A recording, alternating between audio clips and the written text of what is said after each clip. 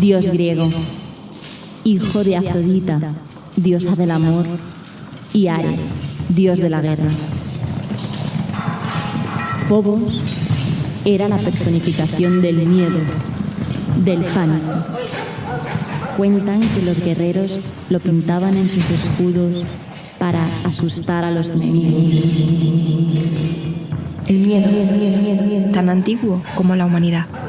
El miedo, que nos ayuda a sobrevivir. Probablemente haya sido en cierto modo una ventaja evolutiva.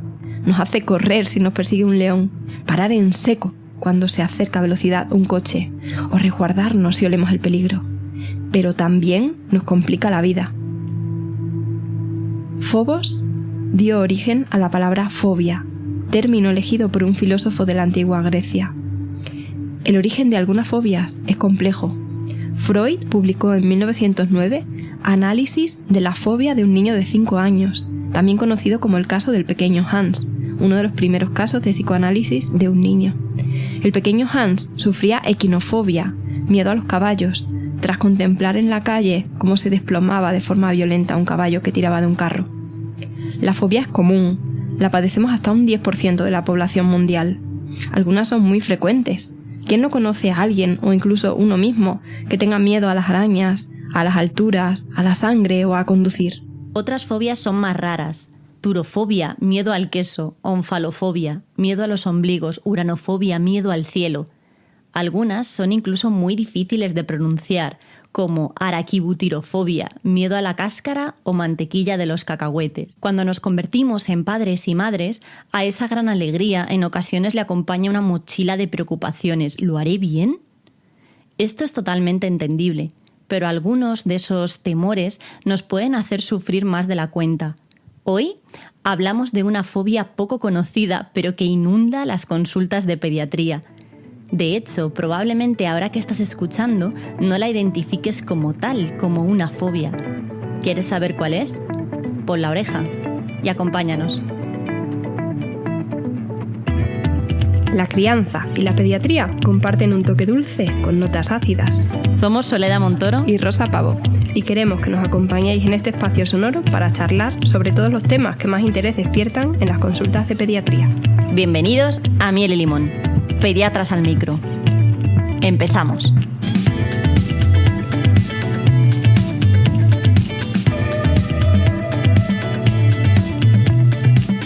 Hoy vamos a hablar de la fiebre. Creo que es el tema pediátrico con más followers y además probablemente sin saber que lo son. Por eso también vamos a hablar de un concepto interesante que es la fiebrefobia. No me equivoco mucho si al menos digo que en mi caso, aunque depende de las épocas del año, puedo hablar sobre esto pues unas 10-15 veces al día. ¿Te sucede algo a ti parecido, Rosa? Sí, claramente mi discurso sobre los datos de alarma ante la fiebre es lo que más escuchan las paredes de mi consulta. Seguro que a nuestro colaborador de hoy también le sucede lo mismo. Él es un gran cinéfilo, dice que se ha visto todas las películas, pero yo creo que tiene todavía más publicaciones en revistas científicas que películas ha visto.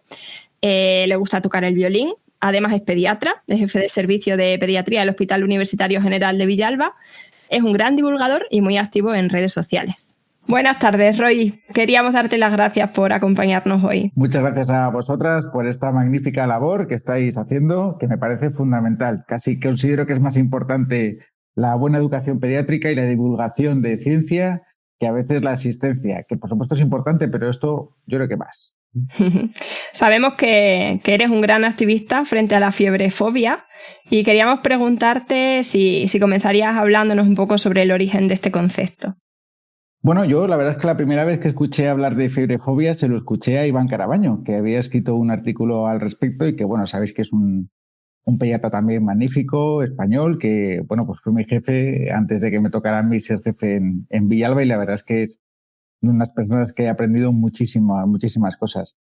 Y luego ya investigando un poco más sobre el tema, pues la palabra fiebrefobia es un término que acuñó un pediatra estadounidense que se llama Barton Smith, y que precisamente pues él se empezó a dar cuenta que había algunas familias como que tenían un miedo excesivo a la fiebre, lo relacionaban con coma, convulsiones, riesgo de muerte. y bueno, pues empezó a reflejar que había algunas familias que tenían miedo excesivo, ¿no? O quizás desmedido hacia la fiebre. Y bueno, pues a partir de ahí se empezó a hablar de este tema, un poco con la intención de que se relajara ese temor a la fiebre y bueno, pues intentando hacer esta educación pediátrica que estáis también intentando hacer vosotras, pero lo cierto es que de momento no se ha hecho nada bien, porque en los siguientes 20 años, cuando yo prácticamente empezaba la residencia, se palpaba en el ambiente que sigue existiendo ese miedo generalizado a la fiebre y como vamos a ver en los próximos minutos, esto no es una cosa que haya desaparecido. Y bueno, pues hicimos un estudio precisamente en 4 hospitales públicos de la Comunidad de Madrid, haciendo un poco una entrevista a todos los trabajadores, incluyendo personal sanitario y también personal no sanitario. Y si queréis más adelante, por no hacer spoiler, pues lo podemos comentar. Pero la verdad que son porcentajes que llaman la atención. Muchos miedos que pueden tener sentido, pero que carecen de evidencias científicas sobre la fiebre.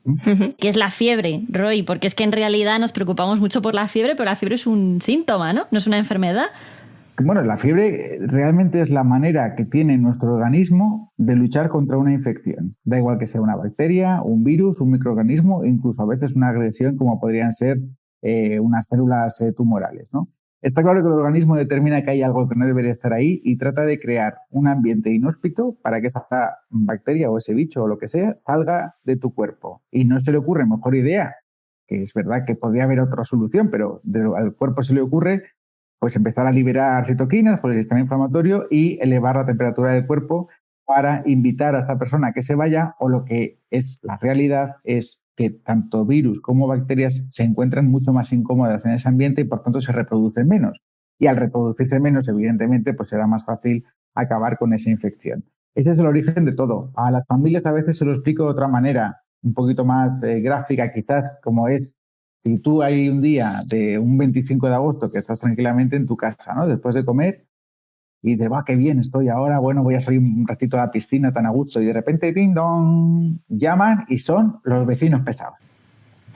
Los vecinos pesados que vienen además con los 4 niños, ¿qué hemos pensado? ¿Cómo es un día tan bueno? Vamos a estar aquí con vosotros, vamos a pasar la tarde y tú dices, Dios mío, pues ¿en qué momento aquel día que yo les dejé pasar y desde entonces prácticamente todos los fines de semana vienen? Claro, si les tratas bien, les dices, bueno, ¿qué tal? Un vasito de agua fresquita, salimos a la piscina un rato, tal, pues volverán, evidentemente. Pero si tú quieres dejarles claro que no te apetece que vengan a molestarte a las 4 de la tarde, pues tendrías que tirar un poquito de ingenio y decir, pues mira, justo la piscina ahora la tenemos cerrada, no podemos salir al jardín, pero bueno, pasad y no sé, pues hacemos algo, jugamos a un juego de mesa y en ese momento de 25 de agosto coges y enciendes la calefacción y la pones a 45 grados. Es muy probable que los vecinos llegue un momento que digan qué calor hace aquí, qué mal está y se quieran ir. Tú también vas a sufrir ese calor, pero lo estás haciendo con un objetivo. En el momento que digas, qué calor tengo, voy a bajar la calefacción, tú te encontrarás a lo mejor un poco mejor, pero tus vecinos, esos microorganismos que tú no quieres que estén, también van a sentirse mejor y se van a quedar. Por tanto, casi por definición, la fiebre no deberíamos tratarla, en ningún caso, porque nos está ayudando a superar la infección. ¿Cuál es la realidad? Que si nosotros en vez de poner 45 grados hemos puesto 70 grados, pues evidentemente lo que tenemos que hacer es echar un poquito más atrás y decir, os hemos pasado la temperatura. Baja un poquito, pero manténlo a 38 grados, mantén una temperatura que sea molesta, pero que podamos vivir con ella. Y ese es el objetivo de los analgésicos. No bajar la fiebre, que es lo que tenemos que introducir en las neuronas de todas las familias del mundo. No queremos bajar la fiebre, queremos que el niño se encuentre mejor. Si tiene 39,5, 38,5, está temblando, está incómodo, está llorando, dale algo para que se encuentre mejor y olvídate del termómetro. Vale. Si conseguimos que se encuentre mejor con 38, es el momento de dar palmas y decir, no solamente está bien, sino que además está luchando contra la infección. Pero si nos obsesionamos con quitarle la fiebre, el objetivo es que esté por debajo de 38, el niño podrá estar mejor o peor, pero lo que está claro es que no estamos facilitando a que esa infección se cure. Bueno, por supuesto podemos utilizar medicamentos, ¿no? Si hace falta, si es una infección bacteriana, pero el cuerpo trata de liberarse de la infección de esa manera. O sea, qué mensaje clave. No tratamos la fiebre, sino que tratamos al niño para que lleve la fiebre con la menor incomodidad posible, ¿no? O se tratan los niños, pero no los termómetros, que también se lo digo muchas veces a las familias. Generalmente hablamos de fiebre por encima de 38 y a mí siempre me llama la atención y me gusta comentarlo con las familias, ¿no? Que cuando vemos una peli americana solemos ver el termómetro en la boca de los niños y sin embargo aquí somos más de sobaco, ¿no? De llevar el termómetro en la sila. Y bueno, yo creo que un porcentaje amplio de nuestros hijos en general se declaran enemigos del termómetro. Parece como si el termómetro tuviera pincho. Y además los pediatras tenemos la manía de preguntar ¿y cuánto es lo máximo que ha tenido de fiebre? Y algunas familias, que serán sinceras, directamente nos dicen pues mira, es que es imposible ponerle el termómetro. Y yo sospecho que otras muchas familias nos dan un dato así más subjetivo basado en la técnica de la mano en la frente. Y yo quería preguntarte qué te parece más fiable, ¿no? O en qué grado, en qué medida podemos fiarnos de esos termómetros que tenemos ahora más modernos, de oído o tipo pistola, que no necesitan contacto y que están ahora tan de moda en la pandemia y que incluso se utilizan en los centros sanitarios. A ver, el mejor termómetro es el que ya no tenemos, los termómetros de mercurio. Evidentemente la tecnología ha mejorado y los termómetros de mercurio en la actualidad ya no se recomiendan y creo que no se venden, aunque no lo podría asegurar. Está claro que esos que se pegan aquí en la frente y te dan un resultado de fiebre sí, fiebre no, pues hombre, eso es un poquito rudimentario. Los del oído sabemos que fallan más que una escopeta de feria. Sabemos que si además hay una otitis, pues el valor que nos va a dar probablemente no sea del todo válido. Pero los que tienen tecnología digital y se utilizan generalmente en la axila, pues digamos que son los que utilizamos ya en todos los servicios de urgencias y bueno, pues están validados para su uso en niños y por tanto nos tenemos que creer ese valor. Tiene que haber muchas más cosas aparte de un valor de un termómetro que a saber cómo se ha medido y por supuesto tiene que ser el estado general, cómo se encuentra el niño. Un niño con 37,5 con mal estado general en actitud de libro abierto nos asusta a todos. Pero si ese niño que te dicen que tiene 40, 41, ves que está jugando, que está sonriendo, que está saltando, que está contento, ese es el estado general y eso es lo que debe marcar la actuación ante cualquier síndrome febril. Roy, pues yo te iba a hablar un poco del estudio que nos has adelantado un poquito antes. Vamos, el estudio que hiciste tú, que además luego lo publicaste, ¿no? En Acta Pediátrica, yo creo que fue. Y me llamó bastante la atención porque, por lo que comentabas, ¿no? Porque lo hiciste también entre muchos sanitarios, no sé si eran médicos, enfermeras, auxiliares, no sé si también había algún administrativo, puede ser. O sea, que era todos, sí, ¿no? Gestores, periodistas, ahí contestó todo el mundo, todo lo que... Y había ideas muy, muy arraigadas que me llamaron la atención. Fiebre más de 40 grados, por ejemplo, que ellos lo consideraban una emergencia y siempre requería como atención urgente. ¿Por qué crees que tienen las familias, los cuidadores, tanto miedo y nosotros también? ¿Qué es lo que más me choca, quizás? Bueno, sí, clásicamente se ha asociado como que una fiebre elevada, lo que como comentábamos antes, supone una infección más grave y lo cierto es que no tiene por qué ser así. A ver, un lactante con una fiebre de 40, evidentemente, manténlo en observación unas horas, ¿no? Eso está claro. Pero de ahí a que un niño de 7 años con una fiebre de 40 por una gripe vaya a ser más grave que una meningitis en un niño que tiene 37,5, pues evidentemente, como decíamos antes, no debe marcar la actuación. Pero está claro que es un mensaje que no hemos transmitido bien o que somos los propios pediatras los que nos asustamos, porque desde luego los porcentajes de respuesta de esta pregunta en particular eran muy llamativos. Fijaros, la fiebre de 40 siempre es grave. Hasta un 96,5% de los no sanitarios contestaron que efectivamente es así. Que una fiebre por encima de 40 siempre va a ser grave. Estamos hablando prácticamente del 100%. Bueno, Roy, otro temor frecuente de los padres es que la fiebre se descontrole y el niño acabe convulsionando. ¿Nos ayudas un poco a desmontar este mito? Es decir, si sube mucho la fiebre es más fácil que el niño tenga convulsiones y por eso también es mejor tratarla rápido para prevenir las convulsiones. A ver, es muy difícil quitar una fobia cuando precisamente conocemos que las convulsiones febriles tienen lugar con la fiebre. Claro, ahora vas tú al padre y le dices que no tiene nada que ver con la fiebre.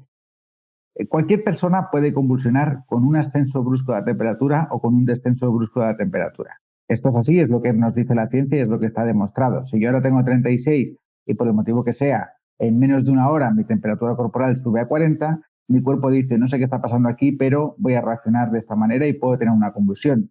Igual puede ocurrir si tengo 40 y lo que hago es tomarme un paracetamol, un ibuprofeno, me meto en una bañera con hielo, es helada y bajo de 40 a 36 en una hora. Ahí la verdad es que lo raro es que el cuerpo no convulsione. Y lo que sí que existe evidencia es que el tratamiento precoz y enérgico de la fiebre en ningún caso va a prevenir las convulsiones febriles. Es algo que ocurre en algunos pacientes que sabemos que tienen antecedentes familiares y digamos que es como un componente genético que en algunas personas tienen el umbral de llegar a la convulsión un poquito más bajo que otros niños. La realidad es que una vez más no estamos transmitiendo bien a la población porque fijaros, este bulo, este mito, esto que es falso, llega hasta el 81% de los no sanitarios en la encuesta que realizamos. 81%, 4 de cada 5 personas. Ujú. En el siglo XXI y más de 20 años después de que se incluyera el término fiebrefobia. Es decir, no estamos consiguiendo crear o desmentir la fiebrefobia o hacer que las familias estén más tranquilas. Esto al final lleva a cuántos padres y cuántas madres se habrán levantado a las 5 de la mañana a un niño que está plácidamente dormido a ponerle el termómetro, despertarle y ver qué temperatura tiene cuando realmente esto no sería necesario. Si está plácidamente dormido, da igual la temperatura que tenga. Está claro que no hay que hacer nada, más salvo dejarle dormir y descansar. Hemos hablado de las convulsiones, pero algunos también, pues bueno, te preguntan que si les va a producir un daño cerebral, ¿no? Irreversible, ceguera incluso, o muerte. Yo tengo mi propia teoría en cuanto a esto. No sé tú qué opinas de esto, que no sé si alguna vez te lo han preguntado, no lo sé. No, pero cuéntame tu teoría. Bueno, o sea, mi teoría yo creo que es que a lo mejor pues saben de algún caso o algo y han confundido un poco la fiebre con realmente la enfermedad subyacente, ¿no? O sea, por supuesto una meningitis te puede dar fiebre y por una meningitis pues puedes tener pues secuelas muy importantes y a veces incluso la muerte, claro, también. Claro, casos desgraciados de infecciones va a haber siempre y, bueno, pues al final la gente se queda con lo que te cuentan. Pues claro, si es que crear un miedo es muy sencillo. Y también sigue llamando la atención la cantidad de familias que alternan cada 4 horas el paracetamol y el ibuprofeno y la cantidad de informes de urgencia en los que se recoge la alternancia, ¿no? de antitérmicos si fiebre más de 38. Si entendemos el objetivo, que es que no hace falta que se queden sin fiebre, sino que estén bien, tampoco tiene mucho sentido lo de alternar medicamentos para que esté continuamente por debajo de 38. Entonces, si el concepto lo tenemos claro, lo de alternar los medicamentos no tiene mucho sentido. ¿Puede ser peligroso? Puede ser peligroso porque son diferentes medicamentos, son diferentes dosis y desde luego que es uno de los motivos más claros de confusión, ¿no? ¿Cuánto tocaba de paracetamol? ¿Cuánto contaba de ibuprofeno? De esta concentración, de esta otra y al final puede haber desde dosis infraterapéuticas hasta que tengamos efectos tóxicos por exceso de medicación. Pero bueno, por suerte los antitérmicos, los analgésicos tienen un perfil de seguridad bastante alto, ¿no? Pero aparte de eso, por ejemplo, es que el propio ibuprofeno puede producir modificaciones en el hígado que podría retrasar la eliminación del paracetamol. Por tanto, sí que pueden tener un efecto de suma de efectos tóxicos y no conseguir ningún efecto sinérgico, que es lo que en teoría estamos buscando. Es decir, no suman la acción, sino que es posible incluso que entre ellos pueda haber problemas de interacciones farmacológicas que podemos evitar simplemente recomendando uno. Generalmente, cuando es una fiebre asociada a un proceso gastrointestinal, yo suelo recomendar el paracetamol. Cuando no hay una afectación gastrointestinal, pues suelo recomendar el ibuprofeno, sobre todo cuando hay algún proceso inflamatorio, como podría ser una otitis o una faringoamidalitis. Pero bueno, eso ya va un poco a gusto de cada pediatra. Y de cada niño. Como siempre, es importante manejar expectativas y que sean expectativas reales, porque los padres deben de saber que los antitérmicos bajan la fiebre, pero bajan 1 grado y medio como mucho. Además, tardan algo de tiempo en hacer efecto y su efecto tiene una duración finita. Estos son datos que no siempre contamos en las consultas y que es importante que conozcamos para que no salten las alarmas. Bueno, ya hemos visto de los antitérmicos, pero ahora vamos a otro modus operandi para intentar bajar la fiebre. Que yo recuerdo a mi hermano metido en la bañera pues de agua gélida y solamente con pensarlo es que se me ponen los pelos de punta. ¿Qué opinas de las duchas frías, paños húmedos, paños con alcohol? Luego tenemos como muchas variantes. Sí, hay muchas variantes. Una vez más, volviendo al origen, ¿cuál sería el objetivo de un niño que está con fiebre y se encuentra mal, que se encuentre mejor? Tenemos claro que no es que se quede sin fiebre. Por tanto, ¿a qué ser humano del mundo mundial le apetece meterse en una bañera llena de hielos o le apetece que le pongan paños fríos por el cuerpo? Pero subo la apuesta. Si encima tu temperatura corporal está un poquito más elevada y tienes esos escalofríos típicos de cuando está subiendo la fiebre, cuando tienes escalofríos lo que dices es, ponme una mantita, por favor, pero no. Resulta que lo que decidimos es, como te está subiendo la fiebre, da igual que tengas escalofríos, al agua, y cuanta más fría esté, mejor. Carece de sentido no solamente científico, sino además también de estar a gusto, ¿no? De decir, mamá, papá, ¿cómo me podéis hacer esto, ¿no? Y es al revés, cuando a uno le está bajando la fiebre, en todo caso, cuando puede empezar a sudar y cuando puede empezar a quitarse una manta, que realmente los niños lo pasan realmente mal, ¿no? Cuando uno se encuentra a disgusto con una enfermedad, pues lo que le apetece es algo calentito, una cama y descansar, ¿no? Y desde luego que con esto no lo vamos a conseguir. Sí vamos a conseguir bajar la fiebre, ojo, si ese era nuestro objetivo, con unas medidas físicas, evidentemente, por la segunda ley de la termoneutralidad, vamos a conseguir que el niño baje la temperatura. De eso no nos cabe ninguna duda. Pero primero, ese no era nuestro objetivo. Segundo, si le bajamos la temperatura de forma brusca es cuando pueden aparecer las convulsiones febriles. O sea que es que lo mires por donde lo mires, carece de sentido. Las medidas físicas como el agua fría inmediatamente pueden bajar la temperatura, pero luego, si no me equivoco, puede haber un efecto rebote también.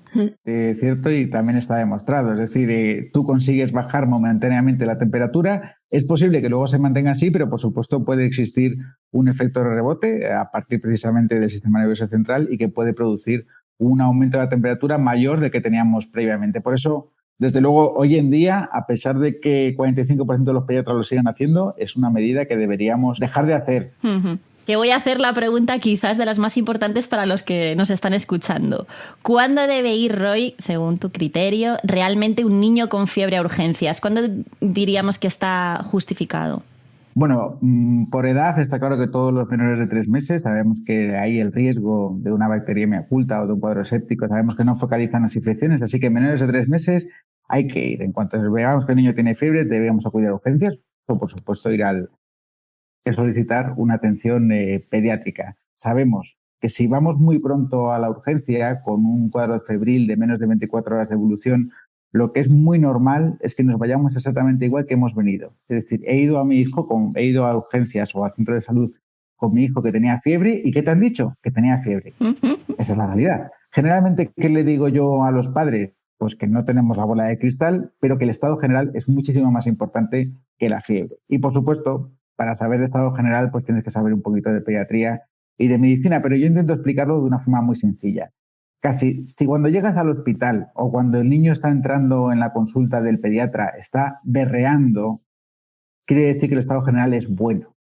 Porque un niño que está mal no puede llorar ni mostrar su desacuerdo porque un señor con una bata blanca o una señora con una bata blanca le vaya a explorar. Y eso quiere decir que el estado general es bueno. Por supuesto, si el niño entra en la consulta o está en su casa, como a veces entran, que hola doctor, ¿qué tal? ¿Cómo estás? Con 39 está claro que tiene buen estado general. Está claro que no hay ningún motivo que te deba alarmar. Podrá tener una otitis, podrá tener incluso una neumonía, si podemos ponernos un poco más radical o con dificultad respiratoria o una faringitis, pero está claro que es algo que puede esperar al día siguiente. Es decir, no existe la urgencia en ningún caso. Pero claro, esto también se acaba valorando con el tiempo, ¿no? Se conoce perfectamente a las familias que tienen 3 o 4 niños, porque el cuarto realmente es un superviviente que solo pisa la urgencia cuando realmente está malo, y las familias que tienen su primer hijo, que son primerizos, pues consultan con mucha más frecuencia.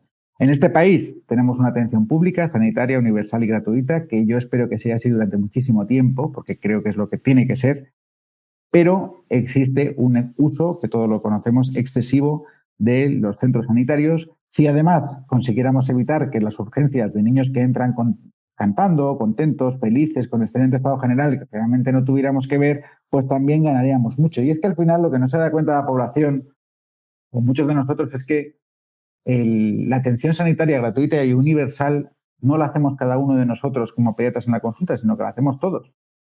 Y por eso es tan importante la educación sanitaria, porque si somos un país que no tiene suficiente educación sanitaria, nos vamos a cargar nuestro sistema público de salud. Entonces, esto es algo que tenemos que cuidar entre todos. Y los que tenemos que llevar la voz cantante sobre la educación sanitaria somos precisamente los pediatras. Por eso es tan importante que no se trate de forma agresiva la fiebre y por eso es tan importante indicar con aciertos y errores cuándo sí podemos ir a urgencias y cuándo no. En caso de duda, vete siempre. Nosotras tenemos ya entrenado cuando hablamos de la fiebre en nuestras consultas como un speech. En mi caso, les comento a los padres que tienen que acudir a urgencia cuando el niño tiene fiebre y además tiene mal estado general, dificultad respiratoria o unas manchas rojas muy rojas como el carmín o un poquito moradas que cuando las presionas con el dedo no desaparecen. Un dolor de cabeza, por ejemplo, muy importante, o vómitos que no ceden. Además, como ha dicho Roy, también será un motivo de acudir a urgencias cuando hay fiebre en niños muy chiquitines, por debajo de los 3 meses. Y luego, por otro lado, ya no por urgencia, pero sí motivo para acudir con cita a tu pediatra, pues serían, por ejemplo, tener fiebre un poquito más prolongada, pues de 3-5 días, dependiendo del caso y del contexto familiar, o aparición de un síntoma nuevo, por ejemplo, un dolor de oído, pues ahí tendríamos que también echar un ojo. Además, es bueno saber que nuestra conducta también varía e individualizamos según el paciente, porque por supuesto no será lo mismo la fiebre en un niño que tiene, por ejemplo, una enfermedad crónica o de base importante, o en un niño que no está correctamente vacunado. También es importante que sepamos que hay una serie de síntomas que pueden acompañar a la fiebre y que son normales y esperables. Por ejemplo, que las manos y los pies se pongan más fríos de lo habitual, o que los niños tengan escalofríos, tiritona, porque algunas veces los padres piensan que esos escalofríos pueden ser convulsiones y no tienen nada que ver. También es normal que cuando uno tiene fiebre, su cuerpo responda aumentando la frecuencia cardíaca y por eso el corazón late más rápido, y también la frecuencia respiratoria, y podemos observar que los niños respiran más veces de lo habitual a lo largo de un minuto. Bueno, y siguiendo lo que comentabas, Roy, sabemos que la COVID rara vez produce complicaciones graves en pediatría, pero es cierto que ha modificado y mucho nuestra actitud ante un niño con fiebre y con síntomas catarrales, aunque sean síntomas leves. Porque por un lado tenemos que seguir los protocolos actuales y es necesario ahora mismo realizar pruebas diagnósticas, y por otro lado porque la familia tiene miedo de que sea COVID y consulta por cosas que hace 2 años manejaban pues con un poco de mimos en casa, de lavados nasales y de paracetamol. Y bueno, te formulo esta pregunta sabiendo que estamos a octubre de 2021 con una incidencia, yo creo que ronda los 35 casos por cada 100.000 habitantes y más de 70 millones de dosis de vacunas administradas, ¿no? Entonces claro, yo quería preguntarte qué tenemos que cambiar y qué información te parecería más adecuada que diéramos en estas circunstancias a la familia, tal y como está la pandemia, ¿no? Bueno, es importante este dato epidemiológico porque eso puede cambiar en cuestión de meses y por tanto lo que digamos ahora aquí no tenga mucho interés, pero en la situación epidemiológica actual hay que tener en cuenta que los protocolos se hicieron en un momento de alta incidencia, los protocolos se hicieron en un momento diferente también para los niños. O sea, por el motivo que sea, cuando teníamos el coronavirus todos sabemos que no había gripe, que no había VRS, que los centros de salud estaban vacíos, que las urgencias estaban vacías. Por tanto, en ese momento, cuando se decía hay que hacer protocolo a todos los niños que tengan estos pequeños síntomas, eran muy poquitos los que veíamos. Entonces, cuando venían, sí tenía sentido hacer esa prueba para decir, bueno, a ver si es COVID. Y muchos de ellos además salían positivos, pero es que no teníamos otros virus. Ahora que no tenemos coronavirus, han vuelto el resto de los virus. Es decir, los niños van a tener fiebre, mocos y tos por muchos de los otros virus que teníamos con esa incidencia tan baja que tenemos ahora mismo de coronavirus. Entonces, ¿tiene sentido que los niños se lleven una PCR al mes, sabiendo que es una prueba dolorosa, o una PCR incluso a la semana por cada pequeño cuadro de fiebre que tengan? Es decir, continuamente tendríamos que estar haciéndolo y de hecho lo estamos haciendo porque es el protocolo actual. Bueno, pues ese protocolo desde mi punto de vista debería ser modificado, ¿vale? ¿Cuándo lo harán? No tengo ni idea. ¿Qué debemos hacer los pediatras? ¿Qué vamos a hacer? Tenemos que seguir el protocolo. Es un protocolo de salud pública. ¿Tenemos otra opción? Sí, tenemos otra opción. ¿Qué es? Cuando le digamos a los padres, bueno, habrá que hacerle la prueba de COVID, ¿está usted de acuerdo? Y que sean los padres también los que nos ayuden a elegir con nosotros. Lo importante para esa familia es decirle que no tenga contacto con personas mayores ni con personas susceptibles, porque te da igual el bicho que tenga. Cualquier virus en una persona mayor o en una persona susceptible puede producir una complicación grave. Y eso es lo que ojalá hayamos aprendido de COVID. Yo añadiría en lo que has dicho que también en la medida de lo posible se evite la asistencia a las escuelas infantiles y a los colegios cuando los niños también tienen síntomas catarrales, ¿no? Porque al final también... Claro. Roy, escribiste un folleto muy interesante sobre la fiebre, fiebrefobia, mitos y leyendas, lo hemos leído, ¿eh? De principio a fin, que por cierto lo vamos a enlazar en nuestra web si estás de acuerdo. Sí, claro, sí. ¿Crees que ha contribuido, ha cambiado algo? Sé benevolente con esto porque nosotros estamos empezando con la divulgación y queremos que nos digas que sí, que sirve muchísimo. Tienes que quedarte siempre con aquellas personas a las que les ha servido. Aunque haya un porcentaje alto que no le haya servido, con que le sirva a una persona de cada 100, tú tienes que sentirte orgullosa. Y yo sí soy un convencido de que realmente la educación sanitaria puede ayudar muchísimo y por eso estoy Tan contento de que me hayáis invitado, tan contento de venir las veces que queráis. Pues muchas gracias, Roy, por todo lo que nos has contado. Muchísimas gracias. A vosotras. Como muchas otras fobias, la exposición al problema y experimentar que al final no pasa nada, que nuestro hijo o nuestra hija se recupera sin secuelas, será lo que nos irá dando la tranquilidad. Y es normal que nos preocupemos ante la fiebre. Mi última experiencia, de hecho, ha sido en el último puente. Y es que todos sabemos que las vacaciones son siempre factor de riesgo para que los niños se pongan malos. Mi hijo pequeño, delirando, con visiones, preguntándome que quién era ese señor que estaba apoyado en la puerta y que por qué no le dejábamos pasar. Y claro, yo también paso un mal rato, ¿no? Se vive con angustia. Y por eso lo importante es que seamos capaces de ir viendo la evolución y conocer, para saber reconocer esos datos de alarma ante los que deberíamos de consultar. La experiencia y el conocimiento son factores importantes que contribuyen a la calma. Así que esperamos que con este podcast de hoy, la fiebre que más os preocupe sea la fiebre de sábado noche.